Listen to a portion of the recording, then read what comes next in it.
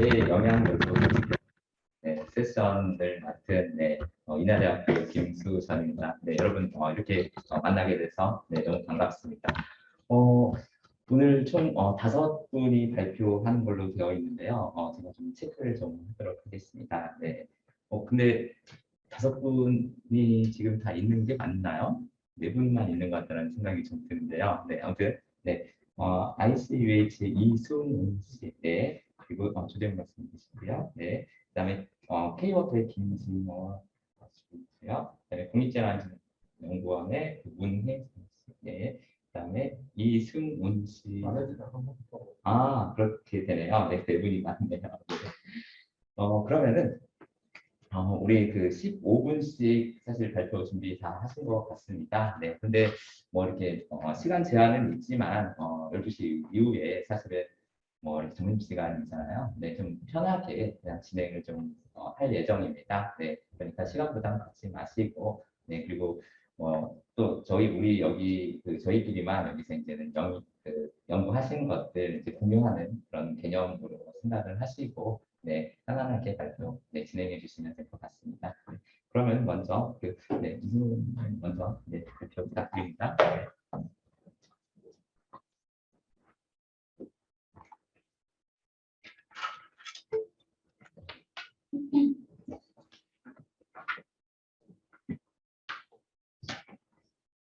여기서 보십시오.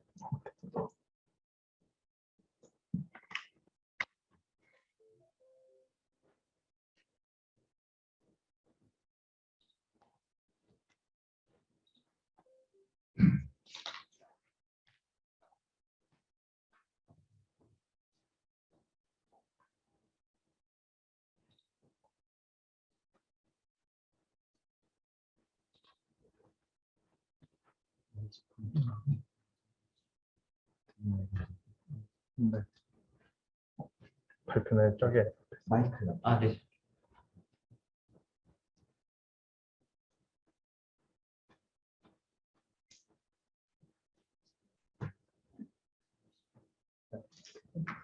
제가 첫 번째 발표를 맡게 된 국제도시 물정보과학연구원의 이승훈 선임연구원입니다. 오늘 제가 첫 번째로 발표하게 될 주제는 지역 맞춤형 호우재해 영향수 등 선정기 기준 개발 연구에 대한 것이고요.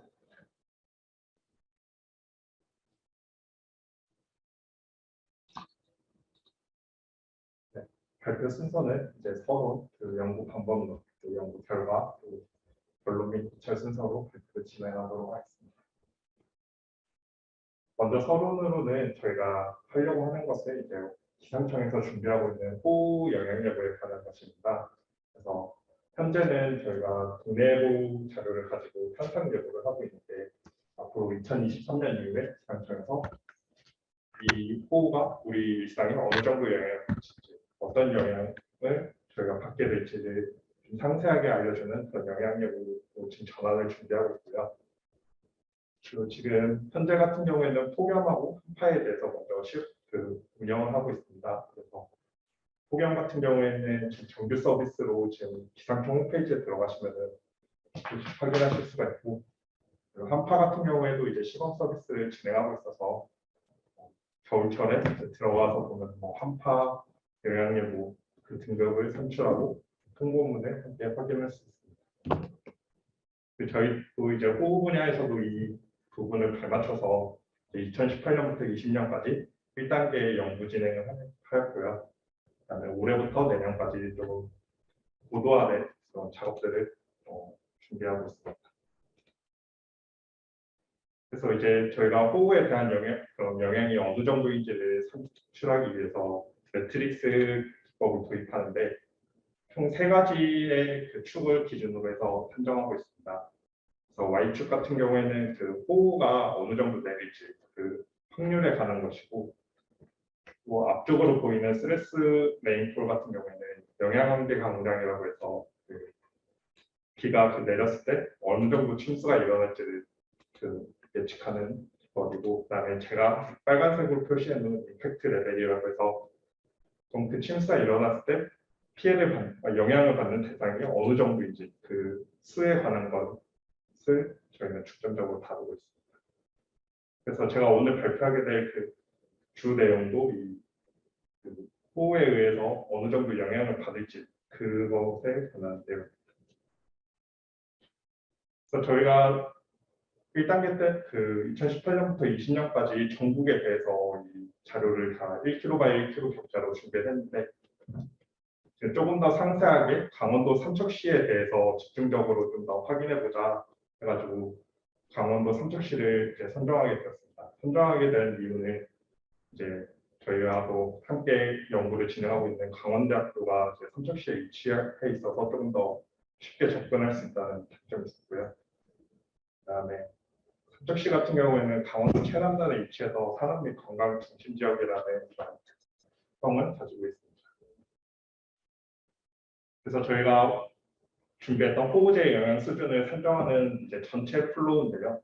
그래서 연계 데이터라고 해서 이 영향받는 대상체들의 데이터와 총 국가 기관으로부터 국토교통부, 행안부, 이런 농림축산식품부로부터 원 데이터를 수집을 합니다. 그다음에 이 수집된 데이터를 삼척시 같은 경우에 저희가 250 by 250m 격자로 구성을 하는데 그렇게 하기 위해서 이제 이런 쉐입 가공되지 않은 쉐입 파일을 널값을 처리한다든지 적표계를 일치시킨다든지 하는 등의 전처리 과정을 겪게 됩니다. 그렇게 해서 이제 격자 단위로 저희가 이제 총 10개 분야에 대해서 수를 산정하게 되는데 생활, 도로, 레저, 농업, 축산업, 편의, 의료복지, 교육연구, 공업, 공용에 대해서 이제 카운팅을 하게 되었습니다. 그렇게 해서 이제 그 수가 산출이 되면은 총 이제 호우 영향 등급 같은 경우에는 4등급으로 나오게 되는데 관심 주의 경고 위험에 이제 영향 수준을 산출하는 과정까지 진행하였습니다. 그리고 여기서 중요한 점은 저희가 이거를 다 QGIS라든지 ArcGIS 등의 GIS 자료를 사용하는 것이 아니라 모두 다 처음 자료 수집부터 산출하는 것까지 총 파이썬 코드로 작성해서 한 번에 처리될 수 있도록 했다는 특이사항이 있습니다. 그리고 앞서 보여드렸던 총 10가지 아래에 나왔던 10가지 항목들을 원 데이터들까지 이제 좀 상세하게 나열한 것입니다.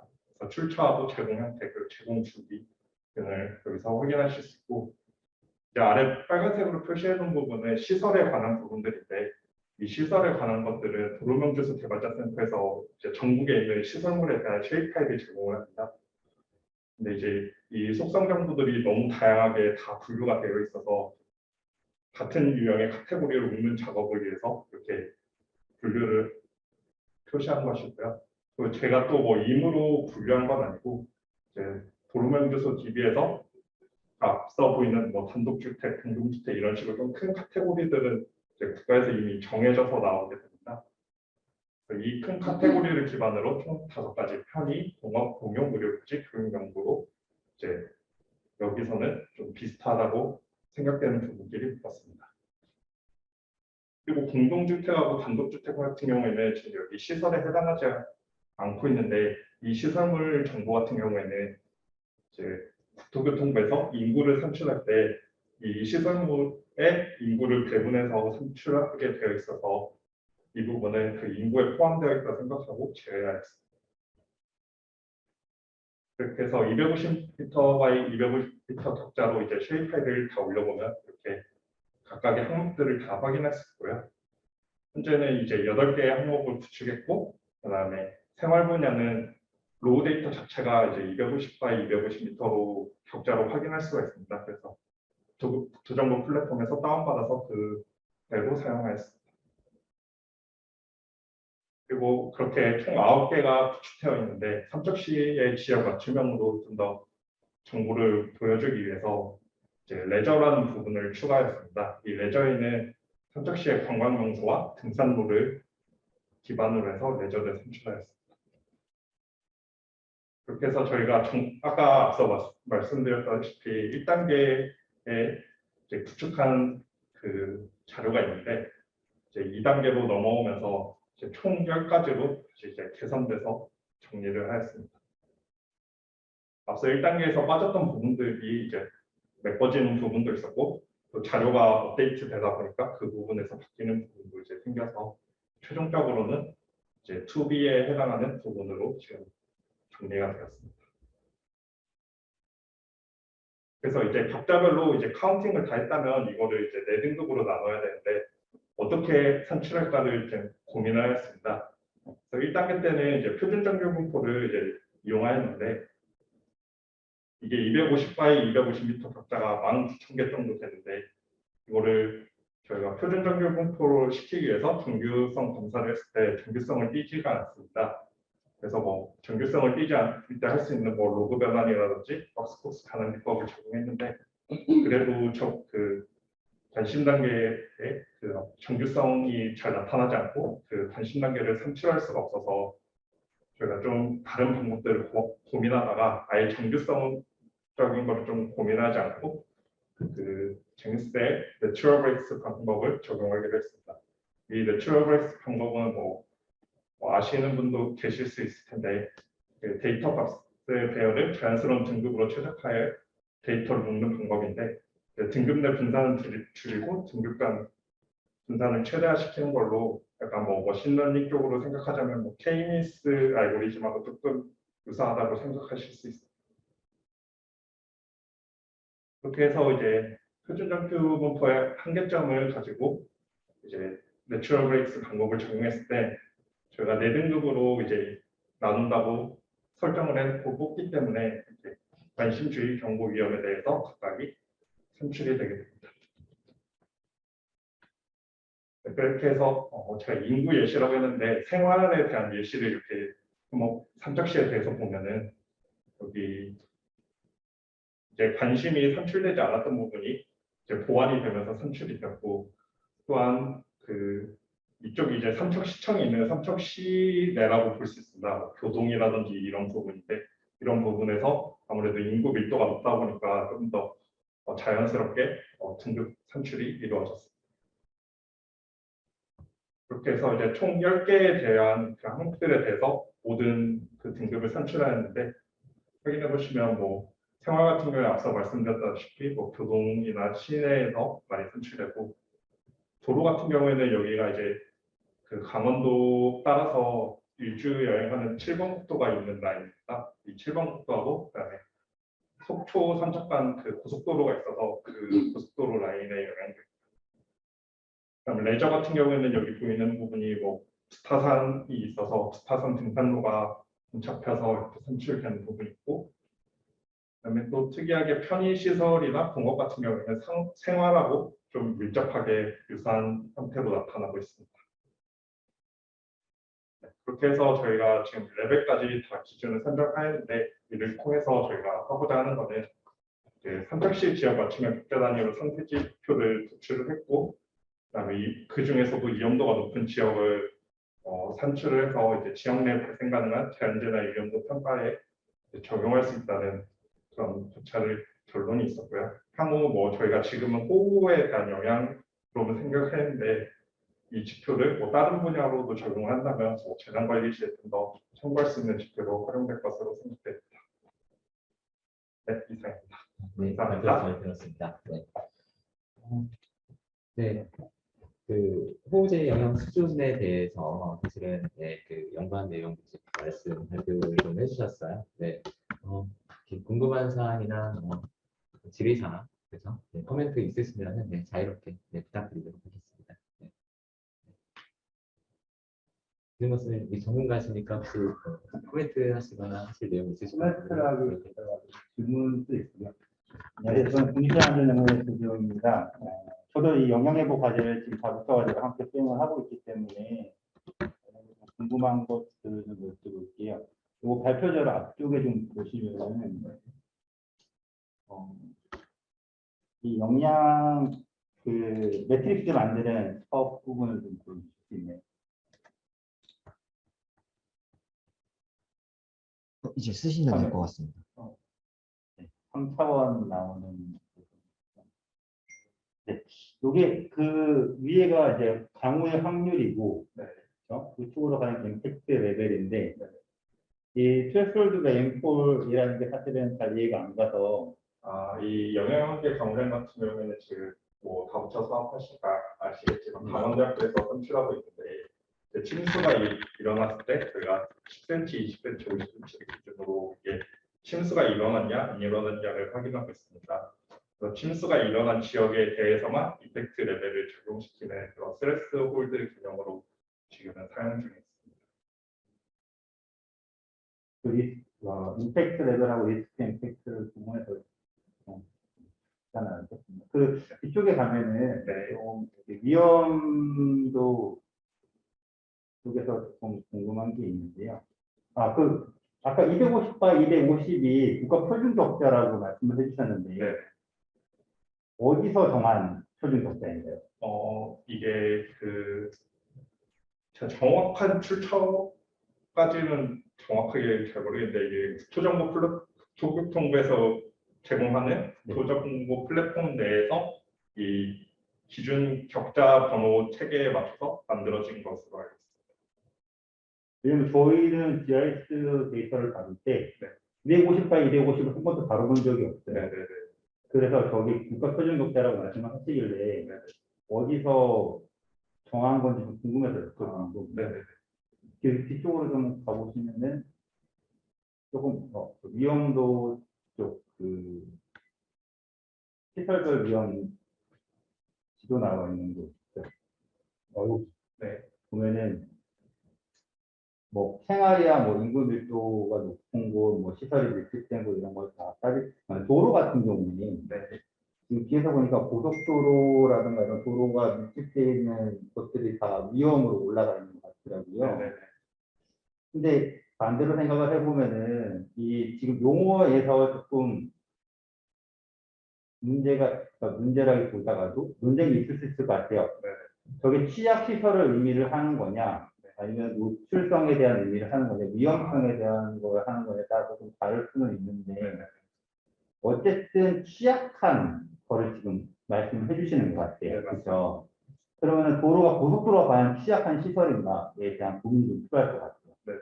맞습니다. 네, 저기 다 이제 어떤 노출성이 높은 지역, 취약성이 높은 지역을 다 의미를 하는데 고속도로라는 거는 우리나라 도로 중에서 가장 안전한 도로 중에 하나거든요. 설계를 할 때. 그럼 오히려 비포장 도로라든가 아니면은 좀 포장이 됐더라도 좀 소규모 도로들 이런 도로들이 오히려 더 위험 등급으로 선정이 돼야 되는 게 아닌가라는 생각이 들더라고요.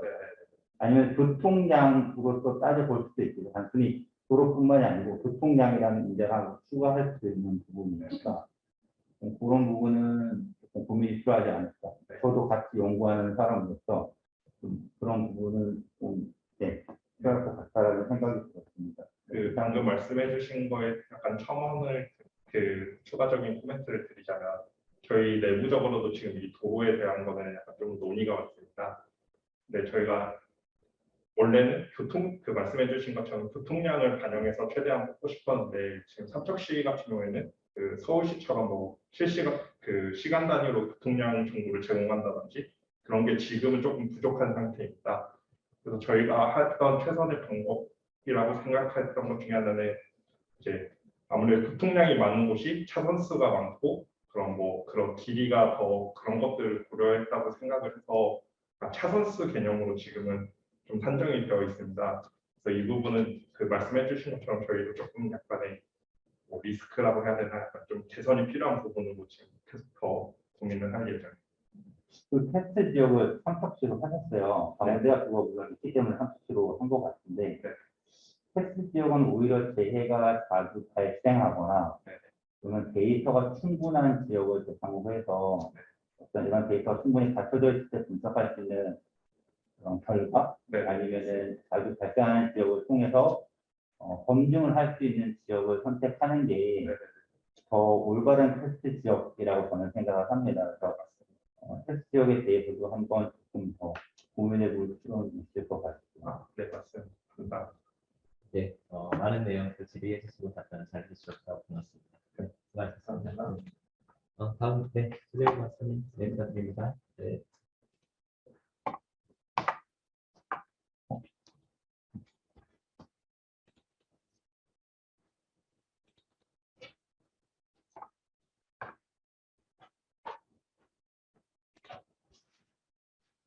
안녕하십니까. 국립대안전연구원 조정입니다. 제가 발표드릴 내용은 불침수 한계 강우량에 대한 개발과 검증에 대한 부분이 되겠습니다.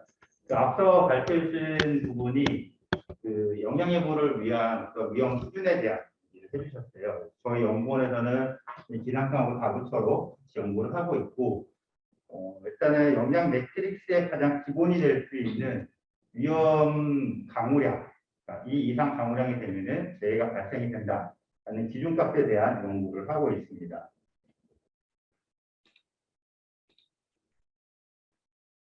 그래서 강우 변화를 보면 저희가 1970년대 여름철 616mm, 그다음에 하루에 80mm 이상 온 날짜가 1.2일, 시간에 30mm 온 횟수가 60회 정도 되었었는데요. 2000년대 들어서면서 모두 증가하는 경향을 보이고 있습니다.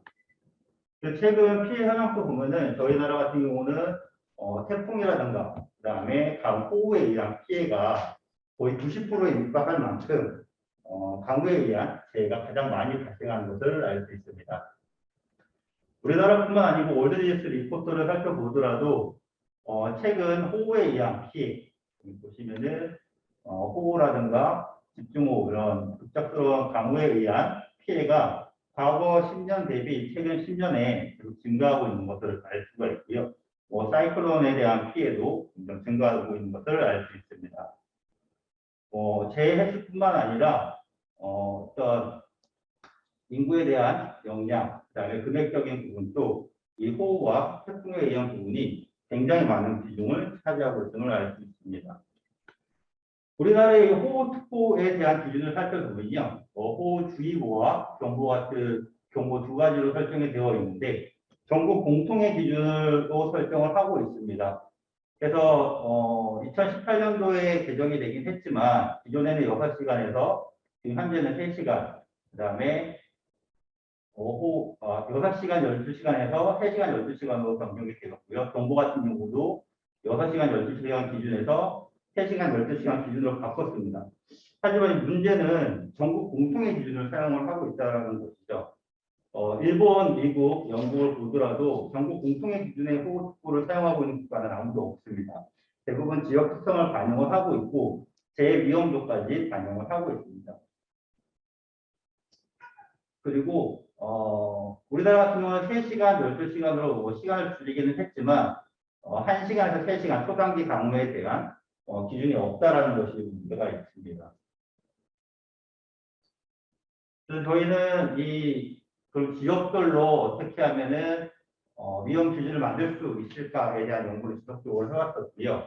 그래서 지역별로 피해 이력 기반의 한계 강우량을 산출을 하게 됐습니다. 분단위 강우 데이터와 NDMS 피해 자료를 활용을 했고요. 과거에 피해가 발생한 강우, 피해가 발생하지 않은 강우를 비교해서 보시는 그래프와 같이 간략하게 도식화되어 있는 거긴 하지만 이런 식으로 피해가 발생하지 않은 강우와 피해가 발생한 강우 비교를 통해서 저희가 피해력 기반의 한계 강우량이라는 개념을 도입을 했습니다. 근데 이 피해력 기반으로 한계 강우량을 산정할 수 있는 지역은 우리나라 행정동 기준으로 보면 10% 남짓되었습니다. 그래서 나머지 90%에 대한 행정동에 대한 위험 기준을 산정을 할 수가 없기 때문에 저희는 머신러닝, 딥러닝 기법을 사용을 하게 되었고요. 학습 자료로는 과거의 피해력 기반의 한계 강우량, 그다음에 강우 패턴들, 그다음에 위협 특성을 도입을 해서 모델을 개발을 했습니다.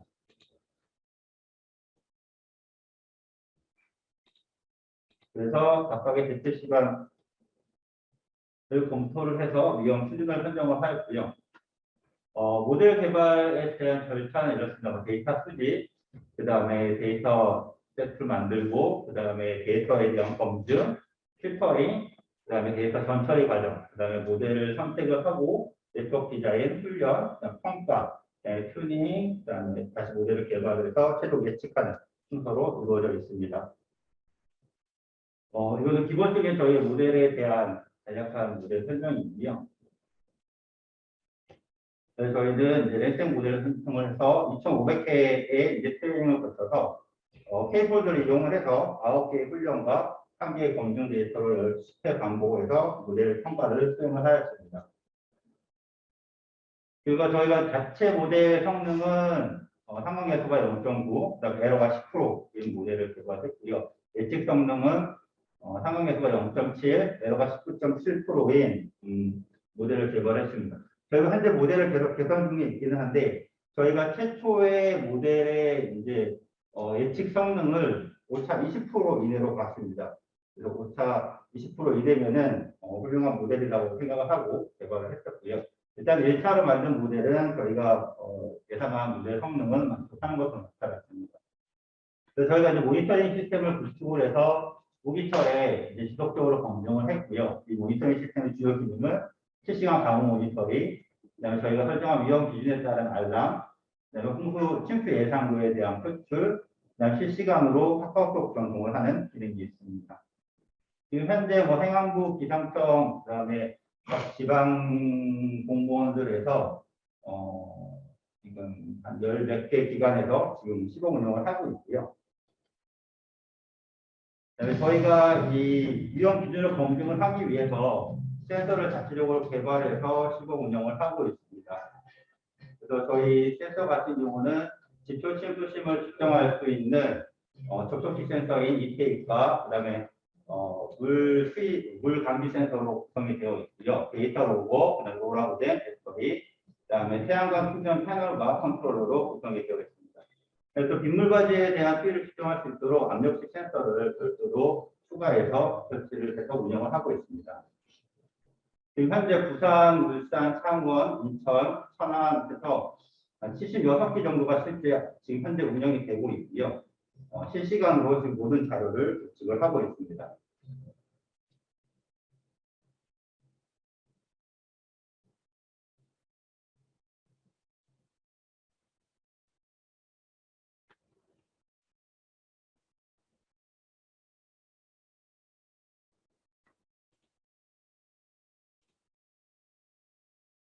그래서 저희가 이제 1차적으로 아까 말씀드렸던 모델로 나온 결과를 2020년도에 이 센서 계측 결과를 통해서 검증을 했습니다. 총 64회에 걸쳐서 센서 계측이 이루어졌고요. 최종적으로 데이터 선별을 해서 6개 행정동에 대한 검증이 완료가 되었습니다. 행정동에 대한 명은 조금 민감한 사항이라서 이건 하지 않았고요. 그냥 부산 일비 이런 식으로 기입을 했습니다. 최대 오차는 27%까지 발생을 했고요. 최소 오차는 지금 보시는 것처럼 5.5% 정도의 오차가 발생을 했습니다. 저희가 최초의 모델을 개발하고 평가했을 때 20% 이내 목표를 했었기 때문에 이 안에서 20% 초과 발생하는 부분들은 지금 현재 수정해서 개선 반영을 하였습니다. 그래서 센서만으로는 좀 부족하기 때문에 저희가 전국에 침수 발생한 지역에 CCTV를 확보를 했습니다. 총 76개 지역에 대한 CCTV를 확보를 해서 분석을 하였고요. 최종적으로 11개 지역에 대한 행정동에 대한 분석 검증을 완료를 하였습니다. 마찬가지로 오차는 8.1%에서 최대 19.2%까지 발생하는 것을 확인을 했습니다. 이 결과들을 바탕으로 저희가 모델 개선을 수행을 하였고요. 아까 말씀드린 것처럼 이 피해력 기반의 한계 방호량이 굉장히 작기 때문에 개수가 굉장히 작기 때문에 학습자료 확장을 위해서 저희가 모델링에서 예측한 결과값을 검증을 하고 검증이 완료된 자료를 다시 학습시켜서 재학습시킴으로써 학습자료를 확장화됐고 현재는 학습 데이터 50% 이상을 차지를 하고 있습니다. 그 결과 모델 예측 성능이 상황계수가 0.98, 에러가 2%대의 모델이 지금 현재까지 개발이 완료가 되었고요. 그 결과를 올해 태풍 오마이스 때 센서와 CCTV를 통해 검증을 했습니다. 총 32개 지역에 대해서 데이터를 확보를 했고요. 데이터 필터링을 통해서 23개 행정동에 대해서 검증이 완료가 되었습니다. 평균 오차는 8.9% 정도 이루어졌고요. 최소 오차는 0.3%, 최대 오차는 17.7%의 오차가 발생을 하였습니다. 부산 지역 같은 경우는 최소 0.3에서 최대 17.3%의 오차가 발생을 하였고요. 울산은 10.6%에서 17.7%, 그 다음에 창원 같은 경우 5.3%에서 15.5%가 발생을 해서 최대 오차가 이제 10.7%입니다. 그래서 저희가 목표한 20% 이내 오차에 들어온 것을 확인을 하였습니다. 저희는 지속적으로 이제 모델 개선과 검증을 수행을 하고 있고요. 올해 같은 경우는 기상청하고 협업을 통해서 내년에는 향후 이제 데이터를 교환하고 검증할 수 있는 체계를 지금 협의 중에 있습니다. 그래서 현재 지금 앞서 설명드린 모델 외에 지금 현재까지 개선된 모델을 추가로 말씀을 드리면은 거의 상관계수가 1에 가까운 지금 모델 성능 평가상 상관계수가 1에 가까운 지금 모델이 개발이 완료가 되었고요. 이에 대한 검증은 내년에 다시 한번 진행될 예정입니다. 네, 이상으로 발표를 마치겠습니다. 감사합니다. 네, 발표 잘 들었습니다. 네, 혹시 질의 사항 있으면 네, 질의해주세요. 네. 기상청하고의 사실은 실시간 자료를 주고받는 게 굉장히 이제 알람 해시는 중요한 것 네. 같은데 기상청가 아까 이제 부산 1, 2, 3 이렇게 지역별로 네. 있더라고요. 그렇게 그 구체적인 지역별로의 강우량이 수집이 가능한 건가? 지금 저희가 수집하고 있는 강우량은 기상청에서 관측하고 있는 압속수 자료라고 AWS 자료를 수집을 하고 있습니다. 물론 행정동 단위로의 강우 데이터를 제공하고 있지는 않아요. 그래서 그 자료를 저희가 행정동 자료로 변환을 해서 사용을 하고 있습니다. 네, 이게 우리가 이제는 호우주의보, 호우경보 이 두 개에 대한 한계 경우면 아니면 관심주의 경계 심각에 해당하는 예보 경계에 대한 한계 경우면 지금 이 한계 강우량은 호우 특보에 대한 한계 강우량이라기보다는 기상청에서 준비하고 있는 영양 예보에 가장 기준이 되는 강우량이라고 보시면 될 것 같아요. 저희가 완전 한계 강우량 이상의 강우량이 발생하면 침수가 발생하기 시작하기 때문에 그거를 침수 발생 시작 강우량이라고 보시면 될 것 같습니다.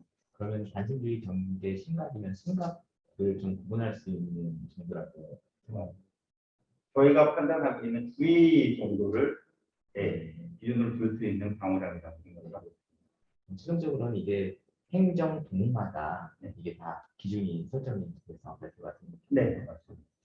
알겠습니다. 네, 고맙습니다. 네, 네. 다음, 네.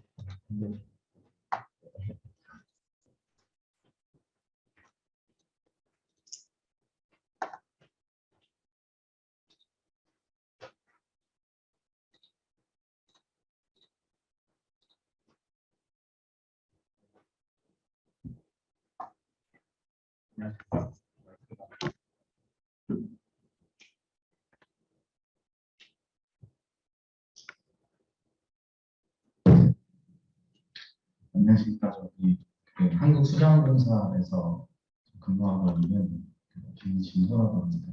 제가 준비한 거는 강문 대비를 위한 고령된 공수공급 능력 평가입니다. 순서는 배경과 그리고 고령된 현황 그리고 공급 능력 평가에 대한 내용을 하고 있습니다. 그래서 사실은 앞서 발표에서 있었지만 작년에도 대규모의 홍수가 났었고 어떤 전국적인 홍수의 이슈가 돼 있을 때는 강원약 얘기를 하셔서 되겠는데 고령댐은 상황이 조금 다릅니다. 2014년부터 15년에 전국적인 극한의 가뭄이 있었고 그 중에서도 고령댐은 그 인년 홍수기 도래 전에 이제 고갈할 위기에 있었다고 진단이 되면서 16년도에 금강의 물을 고령댐으로 유입시키는 고령댐 도수로를 국가 차원에서 긴급하게 건설을 했었죠. 그리고 그런 비상시설들을 확보를 했음에도 17년도에도 가뭄이 이슈가 됐고 18년도에도 도수로를 비상시설인 도수로를 조기가 했었고 19년도에도 계속 가뭄입니다. 20년도에도 고령댐만 빼고 용수공급이 원활하다. 그리고 21년 현재에도 전국 16개 공업적댐 중에 유일하게 고령댐만 강원 경계 단계에 대응을 하고 있습니다. 그래서 사실은 저는 이 댐과 보호 운영 업무를 상당 기간 오래 담당을 하면서 궁극적으로 물음표를 가질 수밖에 없는 상황이 돼버린 겁니다. 고령댐의 용수공급 능력은 도대체 어떤 상황인 건지 지금 여러 가지 강원 대책이 있는데 이게 안정적으로 가능한 상황인 것인지, 그리고 앞으로의 공급 대책이 뭐 이것저것 많다고 하는데 고령댐의 측면에서는 괜찮은 것인지, 그런 여러 가지 궁금증을 진단을 해보고자 공급 능력을 평가를 했다고 능력을 평가를 하게 되었습니다. 고령댐 현황은 조금 간략하게 말씀드리겠습니다. 지금 고령댐은 충남 서부권에 있는 유일한 다목적 댐이고, 청양, 고령, 저기 서천, 당진, 서산 이쪽에 8개의 시군에 물 공급을 하는 유일한 다목적 댐입니다. 고령댐은 한 연간에 1억 톤 정도 공급을 하고 있고요. 그 중에서 생곡용수가 한 90%, 나머지 농업용수, 하천유지용수가 한 10% 정도가 되는데, 이 고령댐 자체가 원래부터 용수댐으로 만들어졌다가 국토부에서 허가를 내줄 때 다목적댐으로 하지 않으면 허가를 내주지 않겠다. 그래서 홍수 조절 기능도 갖춰진 다목적댐으로 되다 보니까 생곡용수의 비중이 상당히 높습니다. 그래서 이 감염에 대응하는 체계에서 이제 가장 지금 현행 적용되고 있는 가장 중요한 기준인데, 용수 부족 대비 용수 부족 조정 기준이라는 겁니다. 15년도에 국토부와 수자원공사가 같이 마련을 했고, 어떤 일정한 저수량에 못 미치게 되면 용수를 감량 조치를 해서 댐에 물을 비축하자는 개념입니다. 그래서 관심, 주의, 경계, 심각을 나눠서 구분을 하고 있고요. 그래서 고령댐의 예를 들면 관심주의 때는 실제로 지자체와 계약한 수량당, 그리고 주의 단계 때는 하천유지용수를 전량 감량을 하고, 경계 단계 때는 농업용수의 20, 30%, 심각 단계 때는 생곡용수까지 20%를 감량하게 됩니다. 그리고 앞서 말씀드린 고령댐 교수로는 경계 단계 시 부족하고 관심 단계 시 가름을 적용하게 되고요. 대청댐과 용담댐의 관로를 활용한 교수체계 조정도 심각 단계 때 수행을 하게 됩니다. 한 가지 더 장내 용수 수요 대책이라는 건데, 고령댐에서 공급하고 있는 8개 시군에 앞으로의 이제 용수 수요량이 굉장히 많아지고 있습니다. 서산, 당진, 예산, 홍성, 태안 해가지고 산업단지나 어떤 시설들이, 개발 시설들이 많이 들어오면서 이런 충남 서부권, 대청 3단계, 당진, 인내단지, 세수남수까지 사업이 진행이 되고 있는데, 이런 것도 고령댐의 입장에서 한번 살펴보는 것들이 필요하다고 생각을 했습니다. 공급 능력 평가입니다. 댐의 용수 능력은 사실 이게 뭐 새로운 이론이나 어떤 새로운 접근 방법은 아닙니다. 이게 기존 댐에 한 3, 40년 전에 지어지고 나서 주기적으로 용수 능력 평가를 하고 있고요. 요지는 댐에서 1년 동안 공급 가능한 양이 그러면 얼마라는 것이냐라는 것을 알아보는 겁니다. 그런 판단을 하기 위해서 가장 중요한 이론이 이수안전인데, 예전에는 용수 수요를 충족시킬 수 있는 안전성을 이야기를 하고요. 예전에는 보장 공급이요. 그러니까 13개년간 뭐 100% 보장 공급이라든지, 최대 발수 조건에서도 물 공급이 가능하게끔 양을 잡는다든지, 이런 기준의 설계가 있었다면, 최근에는 시설을 무조건적으로 늘릴 수는 없기 때문에 어떤 일정 부분의 공급 실패를 허용하는 그런 신뢰도의 추세로 가고 있고, 고령댐의 경우에도 20년 빈도에서 공급 보장, 이 얘기는 사실은 20년 빈도 이상에서는 해석하자면 허용이 그러니까 물 부족을 허용한다, 이렇게 좀 볼 수가 있겠습니다. 그리고 뭐 최근에 다 지어진 댐들은 다 설계 자체가 이수안전도를 90%를 상회하는 정도 수준에서 설계가 됩니다. 그래서 앞선 그 목적에 맞춰서 공급 능력을 평가를 해 보았습니다. 그래서 설계진이 설정한 이수안전도를 조건했을 때, 그럼 1년 동안 보낼 수 있는 양이 얼마냐? 라는 1번의 이수안전도 관점이고요. 용수 수요량 관점은 가뭄 대책이 없는 상태에서의 1번, 2번 케이스가 있고, 가뭄 대책을 적용했을 때의 평가가 있고, 그리고 장내 대책, 아까 3개 말씀드렸던 것들을 적용을 했을 때 그럼 안전하냐라는 4가지 케이스가 좀 되겠습니다. 순서대로 말씀을 드리겠습니다. 공급 능력 어쨌든 평가를 하는 방법 자체는 저수지 모의운영 그리고 핵내심이라는 게 운동단에서 경감한 프로그램이고 실질 유입량을 22개년 기간으로 연간 단위로 이선 정도로 체크를 했고 유입량 조건은 단순 단위로 적용을 시켰습니다. 그래서 이수한 전도 기존의 평가 결과는 댐 설계 시에는 이제 95% 이상으로 봤습니다.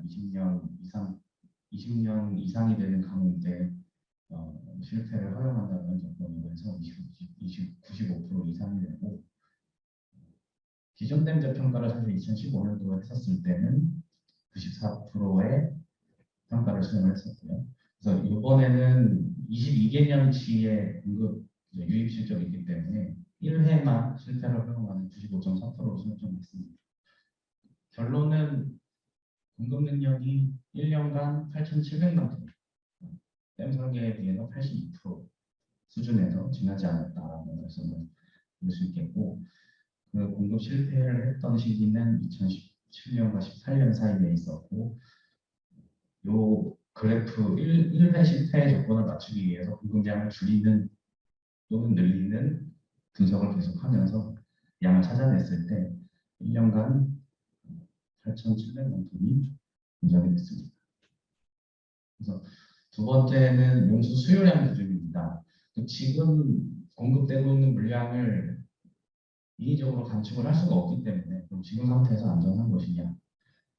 결론적으로 22개년의 모의 기간 중에 6년의 공급 실패가 발생을 했고, 그래서 이수한 정도는 연간 단위에서 72.7%, 양은 95% 정도 나타났다는 겁니다. 지금 한 댐 계획량의 90%를 사용 중인데 이 조건을 적용을 했습니다. 그 두 번째 케이스는 댐 설계 때 잡힌 계획 공급량입니다. 양적으로는 크게 차이가 나지 않기 때문에 연간 단위 신뢰도는 동일하게 22개년 중 6개년의 실패가 발생했고 양적으로는 94% 정도. 그래서 지금까지는 감원 대책이 없었을 때고 감원 대책을 적용을 했을 때 그럼 안전하냐라는 분석에서는 아까 처음에 설명드렸던 감원 단계를 4단계를 다 적용을 넣고 단계에 들어갈 때마다 공급량을 인위적으로 증감시켜서 해보면 22개년 중 다행히 공급 실패는 발생을 하지 않았습니다. 그래서 신뢰도는 9%가 되는데 한 가지 주목할 점이 감원 단계에 너무 많이 진입을 한다라는 겁니다.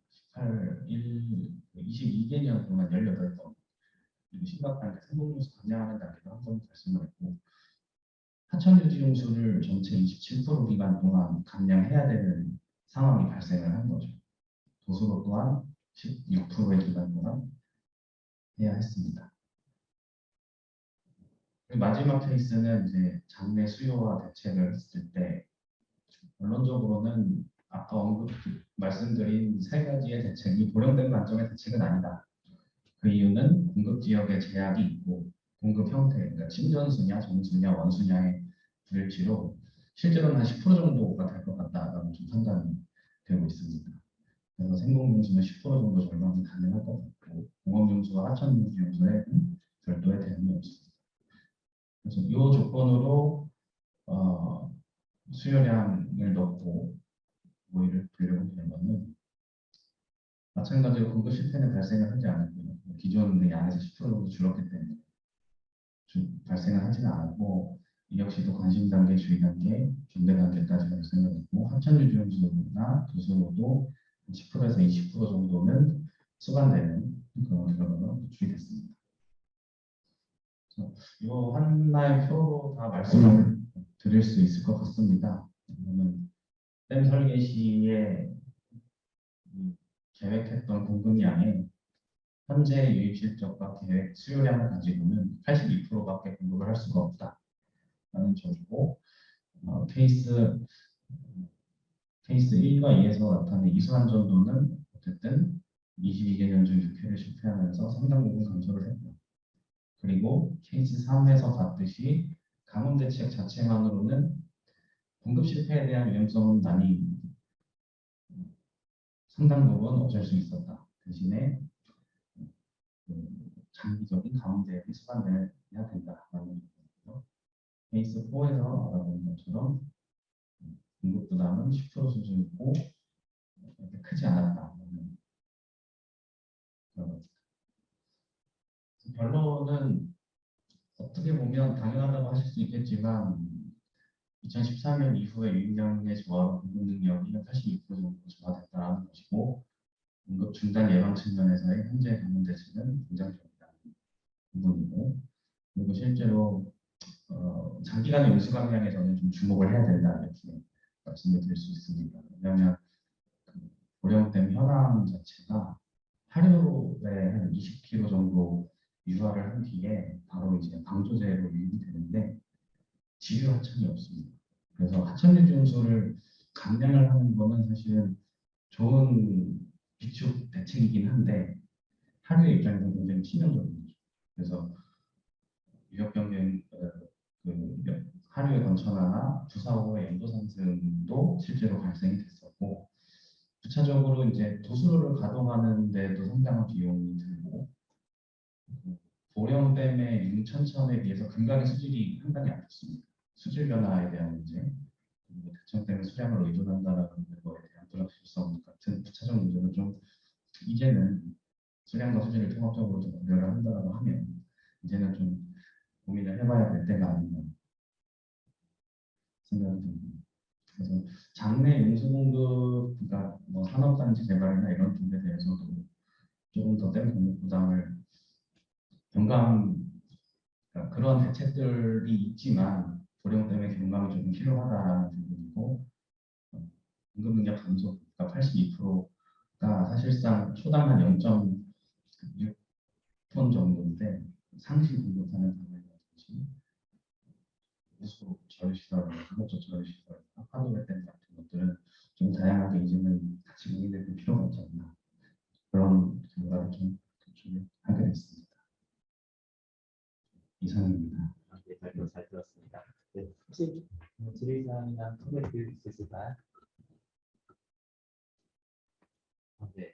그러면은 이제 시험공사에서는 이 연구 내용을 바탕으로 이제 플랜이 좀 마련이 된 건가요? 지금 기존 댐, 이 내용이 사실 기존 댐 재평가의 하나의 파트라고 보시면 되는데 치수 능력에 대한 평가가 있고 이수 능력에 대한 평가가 있는데 이 용역 결과를 환경부에 제출을 합니다. 그래서 앞으로의 수도 계획이든지 아니면 추가적인 시설에 대한 걸 검토를 하게 되는데 아직 환경부로 이관된지 초기 단계다 보니까 적극적인 논의는 아직 펼쳐지지 못했고 제출을 이제 정부에 제출을 하고 있는 상황입니다. 이제 그 지역의 댐 외에도 뭐 다양한 연수 공급 방안이 마련되고 있는 것 같은데 근본적으로 이제는 이게 어떤 운영이나 뭐 이런 방법으로 해결은 안 될 것 같다는 어렵다고 보는 거죠. 네. 네, 그러면은 추가적인 사실은 댐에 대한 부분도 생각을 하고 계십니다. 그렇죠? 네, 그렇게 생각합니다. 스스로가 어떻게 보면 일종의 빛이었는데 그것도 이제 한계 그 양도 이제는 부족하더라라는 게 그런 걸좀 알 수가 있습니다. 네, 알겠습니다. 네, 고맙습니다. 질문 하나만. 네, 네, 처음에 때그 방문 발생해서 고령댐 이슈 됐을 때 며칠이나 버틸 수 있을까 막 자체적으로 분석하고 막 간략하게 분석하고 막 그랬던 기억이 나는데요.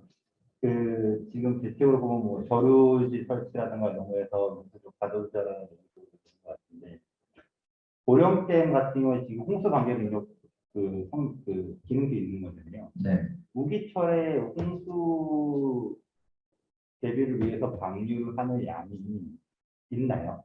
지금? 물론 조령댐이 예전에는 홍수에 취약한 댐으로 인식을 하고 있었거든요. 네. 저수지 모유용이 뭐 사실 실제 운영과 다를 바가 없긴 한데 13년도 이후에는 30만 수 이상으로 올라간 적이 없어요. 예비 방류를 잠깐은 했었던 적이 있지만 사전 방류는 사실상 없었습니다. 최근 한 10년 동안 없었고요. 필요한 댐이기는 하더라고요. 그러니까 유역 댐 용량의 홍수 조절 용량이 1000만 톤밖에 안 되고 1000만 톤에 비해서 1000만 톤에 비해서 그 유역 면적은 비교적으로 좀 크다고 볼 수 있는데 지가 많고 있는 실정입니다. 그러면 유입량 자체가 굉장히 줄어든 것 같은데, 그래서 방류량도 적어지는 것 같은데, 그렇게 유입량이 줄어드는 상황에서도 저르지 같은 대책이 효과가 있는지 좀 궁금해서, 왜냐면 여름철에, 뭐 우기철에 방류를 하느냐 아니냐에 따라서는 그 이쪽으로 가둬두는 저르지가 있다면 되게 좋을 것 같은데, 지금 고령댐은 어떻게 보면 저희 다문 PF에서도 굉장히 관심 지역인 것 같아요. 항상 보면은. 근데 마땅한 대책이 어느 대안이 지금 혹시나 안으로 내놓으신 게 있으신지 궁금해서. 제 개인적인 의견을 여쭤보신다면 사실 하도해 댐 같이 홍수기 때 방류하는 거를 저류시켰다가 방류하는 거는 의미가 없어졌어요. 비 올 때 우수저류지밖에는 저는 답이 없다고 생각을 합니다. 그리고 저류지에 가다 놓은 거를 펌핑을 해서라도 아까 그 하천 유지용수를 줄이는 시점에 하천으로 보내주던지 아니면 하천 유지용수를 쓰는 그 농지에 직접 보내주던지. 그럼 지금 수원 자체는 이제 의미가 없다라고 보고 금강임으로 끌어오는 것도 더 이상은 한계라고 보고 저는 그렇게 좀 생각을 하고 있습니다. 감사합니다. 수고하셨습니다. 네. 네. 다음 모의고사 부탁드립니다.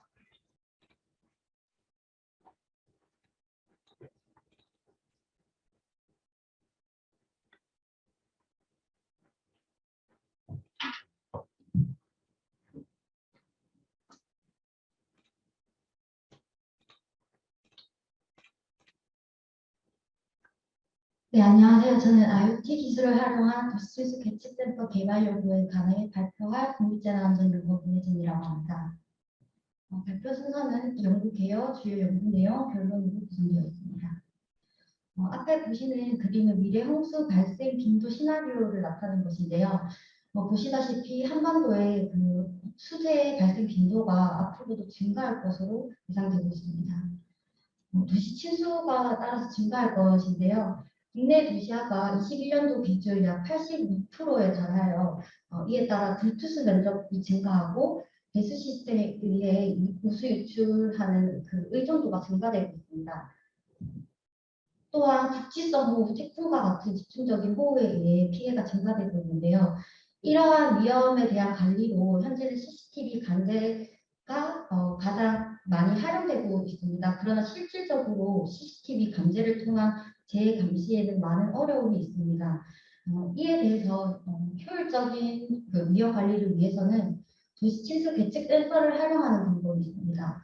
도시 침수 계측 센서를 통해서 측정된 값을 실시간으로 관제함으로써 보다 효율적인 대응이 가능하고요. 또한 소수의 인원으로 운영할 수 있기 때문에 비용이 절감되는 장점이 있습니다. 또 CCTV와 비교되는 점이 CCTV는 야간에 그런 재해 감시에 많은 제약이 있는데 이런 센서를 활용한다면 야간에도 영향을 받지 않고 재해를 감시할 수 있다는 장점이 있습니다. 또 연구적으로 봤을 때 도시침수 관련 연구에 대한 기초 자료와 검증 자료를 활용해서 그 어떠한 연구를 진행함에 있어서 그 신뢰성을 확보할 수 있는 그런 자료로 활용할 수 있습니다. 이러한 도시침수 계측 센서는 산업 인터넷이라는 IoT 기술과 접목하였을 때 실현이 가능한데요. 저희 연구원에서는 2018년부터 도시침수 계측 센서를 시범 운영하고 있습니다. 침수에 취약한 전국 5개 지역에서 총 65기를 현재 운영 중이 있습니다. 지난 몇 년간 이 시범 운영을 통해서 계측 센서에 몇 가지 개선이 필요하다고 판단되었습니다. 따라서 본 연구에서는 과거 그 운영하였던 계측 센서에 대하여 검토를 한 후에 개선된 계측 센서를 어떻게 구성을 하고 개발을 할지에 대해서 발표를 하게 되었습니다. 먼저 기존 침수 규칙기의 외관 형태를 살펴보시면 2018년에 볼라드형이라고 해서 저렇게 도로에 일반적으로 설치되어 있는 볼라드 형태의 타입인데요.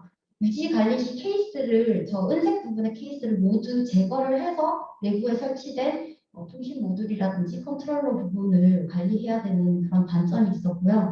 또한 구조상 태양광 패널과 같은 그런 전력 공급이 되지 않아서 배터리를 자주 교환해야 된다는 문제점이 있습니다.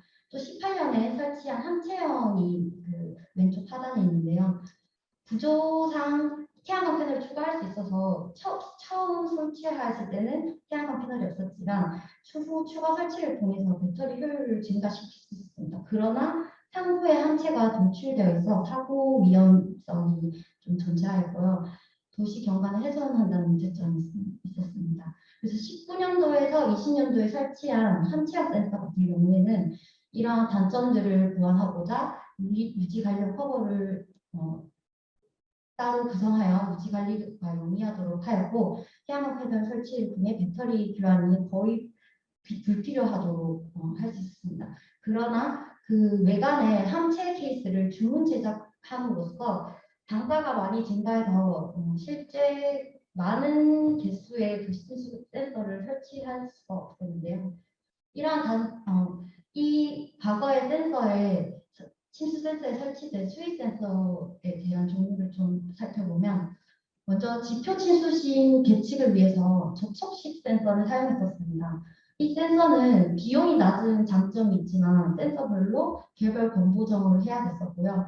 또한 그 센서부에 오염물이 만약에 붙어 있거나 하면은 오작동이 되거나 오개측이 돼가지고 자료로 활용하는데 좀 어려움이 발생하는 것을 확인할 수 있었습니다. 마찬가지로 빗물바지에 설치했던 압력키 센서도 그 쓰레기나 부유물이 많이 지나가고 났을 때는 오염물로 인해서 오작동하는 것을 확인할 수 있습니다. 따라서 유지 관리 시에 배터리 교체, 전력 공급 이런 것 외에 주변부의 이물질을 제거하는 게 필수적으로 필요했고요. 신규 제작하는 계측 센서에서는 이러한 것들을 좀 많이 개선하려고 노력해 보았습니다. 먼저 케이스 제작 단가를 절감하기 위해서 일반 공원에 설치된 정원등인 시제품을 활용하고자 했고요. 가격이 기존의 함체 제작비의 한 10분의 1 이하의 가격으로 제작할 수 있었습니다. 또 밑에 이 검정색 부분의 높이를 선택할 수 있어서 다양한 함체를 만들 수 있고요. 도시 경관 훼손이 거의 없었습니다. 이 정원등의 상부 LED 등이 들어가는 위치에 그 침수 계측을 위한 컨트롤러를 구성을 하고 아래 부분 검은색 부분의 기둥으로 유입되는 침수 시 유입되는 물의 수위를 계측함으로써 수위를 측정할 수 있도록 하였습니다. 컨트롤러 제작 관련해서 컨트롤러 부분에 들어가는 구성품들을 좀 나타내 봤는데요. 먼저 기존에 사용하던 접촉식 센서 대비 소형화가 가능하고 또한 물에 직접 닿지 않고도 측정이 가능해서 오염물에 의한 오차를 감소시킬 수 있는 초음파 센서를 좀 활용해 보았습니다. 다른 레이더나 라이더, 적외선 센서처럼 물에 직접 접촉은 하지 않지만 예를 들면 라이더 같은 경우는 빛의 영향을 받기 때문에 빛으로 측정을 하기 때문에 날씨의 영향을 받을 수 있어서 비가 가뭄 시 계측을 해야 되는 센서, 침수 센서에 적합하지 않다고 생각을 했고요. 적외선 센서 같은 경우는 일반 자연 빛의 적외선이 공존하기 때문에 오개측의 그런 가능성이 있는 것으로 판단돼서 초음파 센서를 선택하게 되었습니다. 또한 각 센서 그리고 모듈의 데이터 양산, 자료 처리를 위해서 아두이노 메가 모듈을 컨트롤러로 사용하였습니다. 또 통신 모듈은 기존의 로라가 아닌 LT-CAT-M1이라는 통신 모듈을 사용하였는데요. 이 모듈은 데이터 전송의 효율을 증가시킬 뿐만 아니라 LTE라는 데이터망을 이용함으로써 데이터 전송을 하는데 사각지대가 많이 없다는 장점이 있었습니다. 또한 배터리 효율성 증대를 위해서 소형 태양광 패널을 설치하였는데요. 기존에는 좀 큰 태양광 패널을 설치해서 이제 걸어가시는 이런 사람들에 부딪히거나 이럴 경우에는 조금 다치거나 이런 위험이 있었는데 이번에는 정원등 그 상부에 있는 LED 등을 대신해서 그 부분에 저 소형 태양광 패널을 부착하였습니다. 그리고 리튬 이온 배터리를 활용하여서 전압을 확보를 하였습니다. 측정 데이터 저장을 위한 저장 모듈에는 SD 카드 모듈을 탑재하였습니다. 먼저 가장 중요한 센서 부분인데요. 초음파 센서는 초음파의 특성을 이용하거나 초음파를 출력을 해서 거리, 두께, 움직임 등을 검출하는 센서인데요. 이 초음파 센서 같은 경우에는 탄지각이 좀 중요한 부분이라고 할 수 있습니다. 저희 그 침수심을 계측하기 위한 센서는 그 사각형 기둥 내부에 설치되어야 된다는 그러한 점을 고려했을 때 이 탐지각이 좁은 것을 선택해야 했습니다. 그래서 저희는 US100이라는 초음파 센서를 선택하였고요. 가운데 중심점을 기준으로 7.5도, 7.5도 해서 총 15도의 탐지각을 갖는 초음파 센서를 선택하게 되었습니다. 이러한 간섭 여부를 조금 파악을 하고 그에 따른 함체의 적정 길이를 결정하기 위해서 수조 내부에 침수 센서를 설치를 해서 수위에 따른 그 오차나 그리고 함체의 길이가 어느 정도가 적정한지 실험을 하였는데요. 수조 바닥에서 하단 5cm 그리고 50cm 이상이 되는 부분에서 많은 오차가 발생한다는 것을 확인할 수 있었습니다. 이 모든 측정 구간을 평균을 냈을 때는 약 0.5cm의 오차가 있는 것으로 확인하였고요.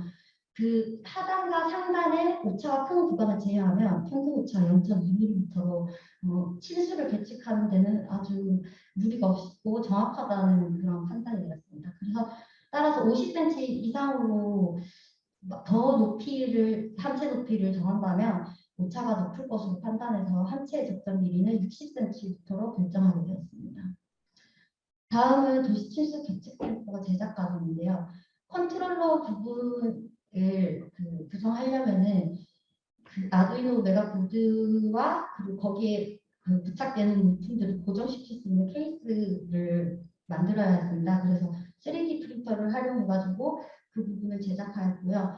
여기 보시면은 그 태양광 패널이 설치된 그 함체 상단 부분인데요. 이 안에 각종 이런 컨트롤러가 들어가 있다고 보시면 됩니다.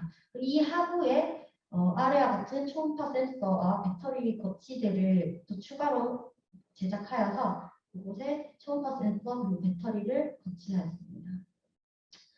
기존 침수 계측 센서가 설치되어 있는 곳에 이 신규 센서를 설치를 해서 이 적정하게 측정을 하는지를 좀 확인하고자 현재 설치되어 있는 울산 지역 울산의 세 군데 지역에 바로 이 옆에다가 이런 식으로 설치를 하였고요. 침수 계측은 왼쪽에 보시는 것처럼 먼저 컨트롤러 전원을 키시면 통신 모듈이 전원이 들어옵니다. 이때 LTE 통신망에 접속을 해야 되는데요. 지금 LTE 접속이 좀 지연이 되거나 아예 되지 않는다면 자동으로 LTE 다시 통신 모듈을 리셋함으로써 이 LTE망에 접속하도록 구성하였습니다. 이렇게 통신망에 접속되고 나면은 현재 시간을 확인하는데요.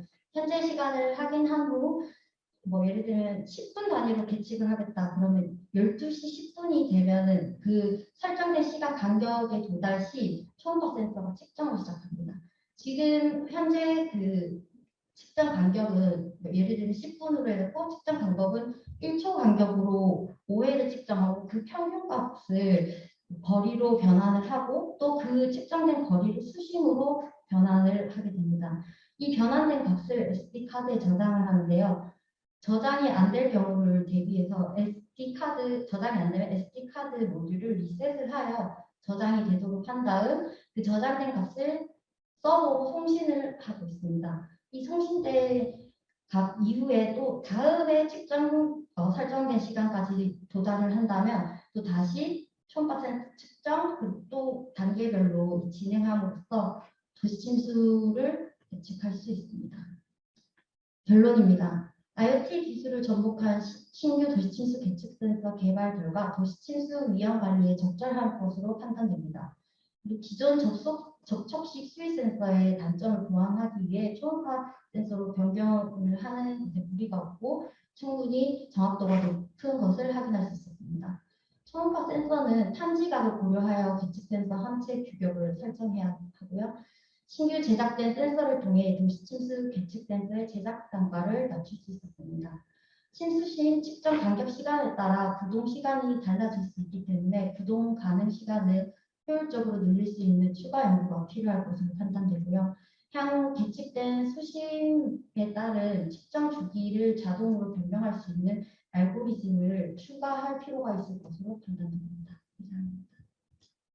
네, 수고하셨습니다. 네, 혹시 지도의 사항이나 컨텐츠 사항 있으면 그 지금 침수신 센서로는 오직 침수신 정도만 확인했습니다. 네, 기존에 저희가 18년도에서 19년도, 20년도까지 설치된 센서에는 일반 지퍼 침수신뿐만 아니라 아까 전에 앞쪽에서 보신 그 압력식 수위계를 그 같이 묶어서 설치한 센서들이 몇 기가 존재해요. 모든 거에 그렇진 않고 그래서 저희는 그걸 통합형 센서라고 부르는데요.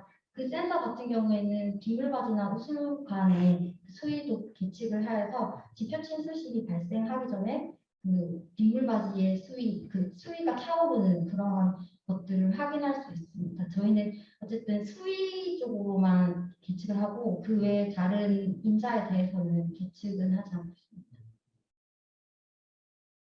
이 센서가 그 활용이 되는 그 용도가 있을 것 같아요. 네, 예경보 쪽으로 네. 활용이 되는.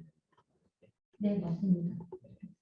그러면 혹시 뭐 이런 센서를 뭐 나중에 어떤 계획이 있었을지 모르겠는데 이게 침수심이 측정이 되는 거기 때문에 최대 침수심도 결과적으로 되잖아요. 그래서 뭐 침수 지도라든지 이런 쪽에서도 뭐 나중에 활용이 될 수는 있을 것 같은데요. 그러려면 물론 다양하게 많이 또 설치가 돼야 되겠지만. 네.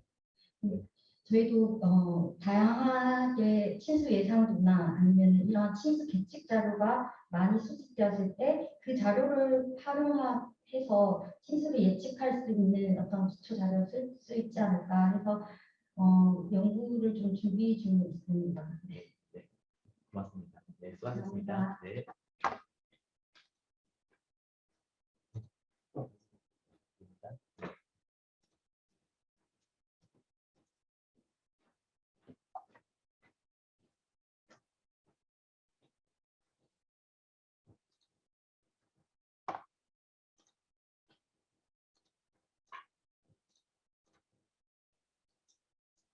네, 그 시간이 많이 늦긴 했는데 최대한 빨리 네. 해보도록 하겠습니다. 이제 제가 하나 더 준비한 발표 주제는 전기자동차 센서 기반 도로 기상정보 센서 기술 개발에 관한 것입니다. 그래서 연구 목적의 필요성, 방법론, 결과, 절 순으로 발표를 진행하도록 하겠습니다. 혹시 여기서 뭐 전기자동차 타시는 분들도 이제 계실 수도 있을 것 같은데 이제 지금 전기자동차에서 가지고 있는 최대 핵심 이슈는 배터리에 관한 것입니다. 그래서 주행 가는 거리가 실제 그 차에서 제공하는 그 거리량보다 적게 주행한다든지 이런 문제가 지금 빈번하게 발생하고 있고 그게 좀 이슈화가 되고 있습니다. 그래서 뭐 예전 뭐 구형 아이폰을 쓰신다거나 하신 분들은 좀 직접적으로 경험하셨을 텐데 겨울철에 좀 날씨가 추워지면 갑자기 배터리가 방전되는 상황이 생기거든요. 근데 저 역시도 이제 구형 아이폰을 썼던 경험이 있어서 좀 체감하고 있는데 그런 것들을 좀 개선하기 위해서 좀 그 전기 자동차에서 제공되는 데이터를 활용해보자 약간 이런 컨셉입니다. 그래서 이제 저희가 뭐 차량 계약을 할 때 차량에는 정말 수많은 데이터 측정하는 센서들이 있습니다. 그래서 뭐 개인적인 뭐 취미로 F1 경기를 보는데 F1 경기 같은 경우에는 한 트랙 돌 때마다 뭐 500GB씩 데이터가 나온다고 하더라고요. 그래서 그런 차량에서 수집되는 데이터와 주변의 기상청에서 제공하는 AWS에서 측정하는 기상 데이터라든지 이런 것도 지형 데이터들을 활용해서 배터리 성능 예측을 좀 하는 그런 알고리즘을 만들었습니다. 그래서 1차적으로 그런 데이터, 그런 차량 운행 정보 데이터를 수집하기 위해서 2018년부터, 17년, 18년 약 2년 동안에 제주도에 차량 10대를 좀 시범적으로 운행하면서 이런 차량 그 운행 관련된 기록을 수집하였습니다. 그래서 그 차량에서도 데이터를 수집할 수 있는데 이게 외부 공개는 안 되고 현대자동차라든지 기아자동차 내부 데이터로 사용되고 있어서 이런 걸 수집할 수 있는 이 단말기를 하나 더 달아가지고 저는 따로 그 정보를 수집하였고요. 이제 아래 화면에 조금 작아서 잘 안 보이실 수 있는데 이때 당시에만 해도 약간 5분 단위 이 정도로 해가지고 차량의 운행에 대한 그 센서가 계속 수집될 수 있도록 진행하였습니다. 그래가지고 저희가 그 봄, 여름, 가을, 겨울 약간 2년이니까 8번의 계절이 있는데 이렇게 했을 때 여름하고 겨울철에 특히 실제 가는 거리하고 그 차량에서 제공하는 데이터 사이에 간격이 큰 것을 확인할 수 있었습니다. 그래서 이거를 이제 저희도 머신러닝 기법을 도입해가지고 입력 변수들을 넣어서 주행 가는 거리 오차를 산정하는 방법으로 진행하는데 원래는 뭐 머신러닝 기반으로 해서 랜덤 포레스트 기법을 썼었는데 최근에는 딥러닝 기법으로 이제 변환하는 것을 하였습니다. 그래가지고 이렇게 개선된 알고리즘을 가지고 다시 검증을 위해서 제주도에 차량 2대를 가지고 검증을 하였습니다. 그래서 그 렌터카 업체하고 좀 협약을 맺어가지고 차량 2대로 검증을 하였는데 아이오닉 2대를 가지고 실험을 하였고 차량 센서, 도로기상 정보를 수집해서 주행 가는 거리 예측해서 다시 서비스하는 이런 식으로 진행되었습니다. 그 기존의 차량 정보 이외에도 또 강우 센서까지 차량 앞부분에 달아서 강우가 왔을 때 뭐 브레이크를 더 많이 잘 잡아서 배터리 효율이 떨어진다든지 이런 것도 좀 알아보기 위해서 지금 강우 센서도 달아놨는데 약간 비하인드적으로 얘기하자면 약간 강우 센서에 대한 것도 조금 저희가 신뢰도가 떨어져서 아직은 뭐 높은 가중치를 줘서 사용하기에는 어렵다는 한계점이 있었습니다. 그렇게 해서 주행 가는 거리 예측 기술을 차량용 강우 센서 정보하고 노면 상태 반영하고 제동 영향 등을 반영해서 예측 성능을 향상시켰는데 최종적으로 통계학적으로 보자면은 계절별 이동 거리가 저희가 기존에 만들었던 알고리즘보다 좀 조금이나마 더 개선됐다는 것을 RMSE를 통해서 확인할 수 있었습니다. 그리고 그럼 저희가 이렇게 예측하는 것뿐만 아니라 이거를 가지고 서비스 콘텐츠를 만들면 좋겠다 생각해가지고 그 설문조사를 통해서 가장 또 원했던 게 실시간 전기 자동차 그 충전소 정보를 갖게 사용자들이 원한다는 것을 확인할 수 있었습니다. 이 역시 어떻게 보면 배터리 문제하고 연관된 그런 서비스 콘텐츠에 대한 니즈라고 생각해서 저희가 충전소 정보를 그 환경공단으로부터 API를 수집해서 이제 제공하는 것까지 서비스 콘텐츠를 만들었습니다.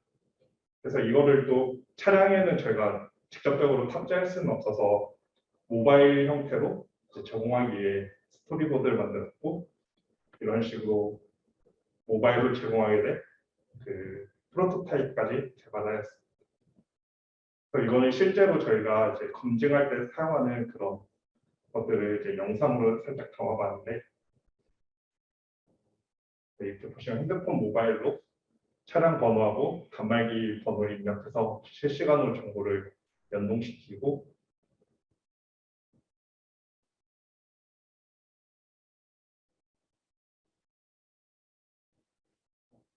하나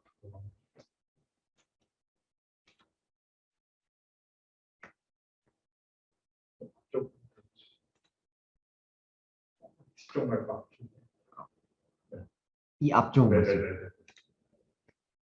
그렇게 하다 보면은 저희가 실제 차량에서 예측한 것과 다르게 이제 모바일 웹상에서 주행 가는 거리가 예측이 돼서 정보 제공이 이루어지고요. 또 운행 중에 뭐 뭐 강우라든지 이런 게 예측되면은 또다시 서비스 해주는 것까지 추가하였습니다.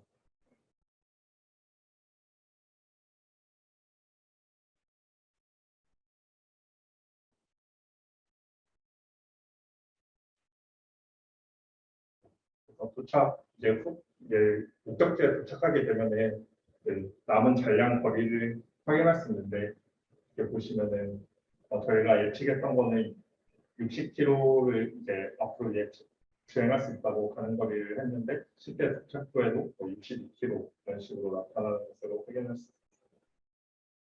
그래서 약간 뒤쪽에 이제 동영상은 저희 뭐 일반 사용자가 아니라 관계자님이 사용하는 그런 장면이라서 좀 뒤로 넘어가도록 하겠습니다. 그래서 저희가 이렇게 개발한 서비스를 가지고 뭐 지금까지는 제주도에서 하고 있어서 제주도의 업체라든지 물류업체, 그런 전기차 운전자에게 그 향후 서비스 제공을 할 수 있을 것으로 판단입니다. 잘 들었습니다. 네. 혹시 질의사항이나 그 제목에 도로 기상 정보 생산 기술 개발이라고 되어 있는데요. 그러면 도로 기상 정보를 지금 생산하는 게 아니라 그냥 연계를 하는 정보인가요? 네, 원래는 좀 레인 센서라든지 차량에서 나오는 그런 센서들로 조금 더 개선을 해야 되는데, 아직 저희가 그 부분까지는 좀 단계에 미치지 못했습니다. 내용이 되게 재밌는 연구인 것 같아요. 네. 지금 주행 가는 거리를 예상을 하잖아요. 네네. 그러면은 내가 목적지를 검색을 했을 때 네. 바로 도착 지점에서의 남은 키로수라든가, 네네. 아니면 뭐 전지가 부족하다라든가 이런 정보까지 줄 수 있는 건가요? 네네, 맞습니다.